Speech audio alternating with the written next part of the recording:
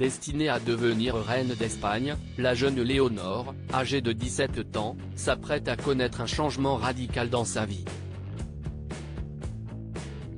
Dans quelques jours en effet, elle entamera une formation militaire qui se terminera à l'été 2026. Princesse des Asturies, Léonore de Borbon y Ortiz est la fille aînée du roi d'Espagne Felipe V et de son épouse, la reine Letizia.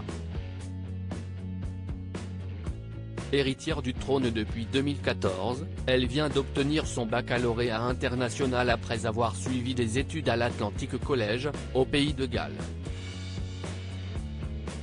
Mais si elle compte poursuivre ses études, elle ne pourra le faire qu'à la rentrée 2026. En effet, la sœur de Sofia doit d'abord accomplir une formation militaire de 3 ans. Elle rejoindra l'académie militaire de Saragosse le 17 août prochain, qui forme à l'armée de terre. Après une année intense, elle intégrera l'école navale de marins, près de Cadix, qui lui permettra d'embarquer plusieurs mois à bord d'un navire. La troisième année sera consacrée à l'apprentissage du pilotage d'engins militaires dans l'académie de l'air de San Javier, près de Murcie.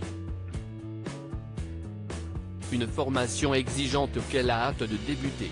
Je suis impatiente de poursuivre mon apprentissage, de faire de mon mieux pour renforcer les valeurs avec lesquelles j'ai grandi, le respect des autres, l'effort, l'excellence, la quête du savoir, la tempérance, la discipline et la persévérance, a déclaré la future reine le 5 juillet dernier.